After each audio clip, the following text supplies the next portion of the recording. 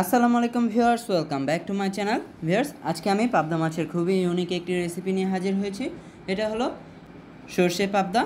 আর আজকের এই সরষে পাবদার রেসিপিটা কিভাবে তৈরি করা যায়, লেটস সি। সরষে পাবদা তৈরির জন্য আমি এখানে 6 পিস পাবদা মাছ নিয়েছি। এখন আমি এই পাবদা মাছগুলোকে কেটে পরিষ্কার করে নেব। ভিউয়ার্স, মাছটা প্রিপেয়ার করা হয়ে গেছে। এই পর্যায়ে আমি মাছগুলোকে মেখে নেব। তাই ফার্স্ট অ্যাড করে নেব হলুদ, দিয়ে দেব লবণ স্বাদ মতো। ভিউয়ার্স, অ্যাড করে নেব সরিষার তেল।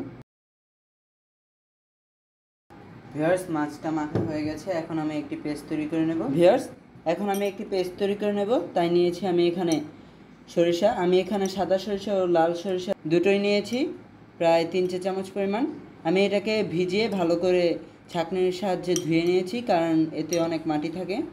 ভিউয়ার্স, আর লাগছে কাজু বাদাম ও কাঁচামরিচ। আপনারা চাইলে কাজু বাদামের পরিবর্তে পোস্ত দানাটাও দিতে পারেন।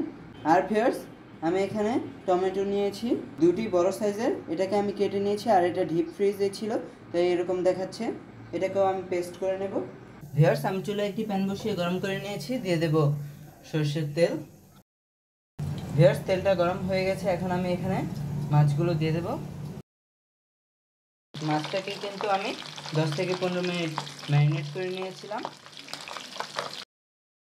ভিউয়ার্স, মাছটা ভাজা হয়ে গেছে। এখন আমি উঠিয়ে নিচ্ছি। ভিউয়ার্স, যেহেতু মাছটাকে আমি আবার রান্না করব, তাই এটাকে আমি হালকা ভেজে নিয়েছি। ভিউয়ার্স, আমি পাত্রটা চেঞ্জ করে নিয়েছি। সেখানে আমি মাছ ভাজার তেলটা অ্যাড করে নেব, কারণ ভিউয়ার্স এই পাত্রতে রান্নাটা করতে গেলে একটু টাফ হয়ে যায় মাছগুলো নাড়তে। দিয়ে দেব পেঁয়াজ কুচি।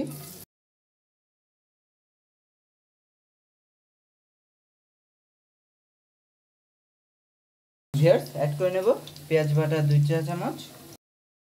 অ্যান্ড দিয়ে দেবো ভিউয়ার্স আদা রসুনের পেস্ট 1.5 চা চামচ। ভিউয়ার্স, এই দুটো ইনগ্রেডিয়েন্টসের গন্ধটা যাওয়া পর্যন্ত আমি ভালো করে ভেজে নেব। দিয়ে দেবো ভিউয়ার্স হলুদ 1/2 চা চামচ। অ্যান্ড দিয়ে দেবো মরিচ গুঁড়ো 1 চা চামচ। ভিউয়ার্স, অ্যাড করে নেব টমেটোর পেস্টটা। ভিউয়ার্স, অ্যাড করে নেব স্বাদ অনুযায়ী লবণ। আর লবণটা বুঝে অ্যাড করতে হবে, কারণ মাছ ভাজায় লবণ দিয়েছিলাম। ভিউয়ার্স, টমেটোটা আমার কষানো হয়ে গেছে। ভিউয়ার্স, যখন টমেটোটা থেকে কাঁচা গন্ধটা চলে যাবে অ্যান্ড উপরে টমেটোটা কষানো হয়ে গেছে, এ পর্যায়ে আমি এখানে সেই সরিষা ব্লেন্ড করে রাখাটা অ্যাড করে নেব।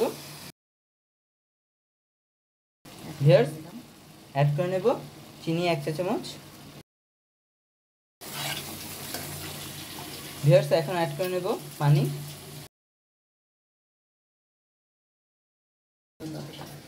এটাকে ঢেকে দিচ্ছি। আর ভিউয়ার্স, ঝোলটা ফুটে আসা পর্যন্ত আমি ওয়েট করব।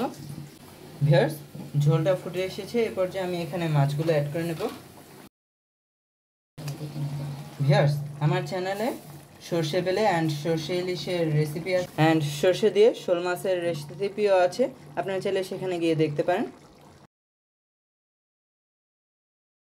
এখন ভিউয়ার্স, এটাকে আমি কিছুক্ষণের জন্য রান্না করে নেব। ভিউয়ার্স, মাছটা ভেঙে যাবে, তাই আমি খুন্তিটা ইউজ করছি না, এভাবে নেড়ে নিলাম। এখন ভিউয়ার্স, শেষ পর্যায়ে অ্যাড করে নেব। ভিউয়ার্স, শেষ পর্যায়ে অ্যাড করে নেব কাঁচামরিচ। আরও দেব বিলাতি ধনিয়া পাতা কুচি। এটাকে আমি আর কিছুক্ষণ রান্না করে দেন নামিয়ে পরিবেশন করে নেব। সো ভিউয়ার্স, তৈরি হয়ে গেল আমাদের এই মজাদার সরষে পাবদার রেসিপিটা। আপনারা কিন্তু এটা বাসা অবশ্যই ট্রাই করবেন। আর দেখুন ভিউয়ার্স, এটার গ্রেভিটা কতটা অসম হয়েছে, দেখতে কতটা ভালো লাগছে। আই থিঙ্ক আপনাদেরও জিভে জল আসছে। আর ভিউয়ার্স, এটা কিন্তু বাসা অবশ্যই ট্রাই করবেন। ট্রাই করে যদি ভালো লাগে তো কমেন্টস করে জানাবেন, আর ভিডিওটা বেশি করে শেয়ার করবেন যাতে সবাই দেখতে পারে। আর ভিউয়ার্স, ভিডিওটা যদি আপনারা ইউটিউব থেকে দেখে থাকেন, তাহলে এখনই আমার চ্যানেলটা সাবস্ক্রাইব করুন। যদি এই ভিডিওটা ফেসবুক থেকে দেখে থাকেন, তাহলে এখনই আমার চ্যানেলটা ফলো করে দিন। সবাই ভালো থাকবেন। আল্লাহ হাফেজ।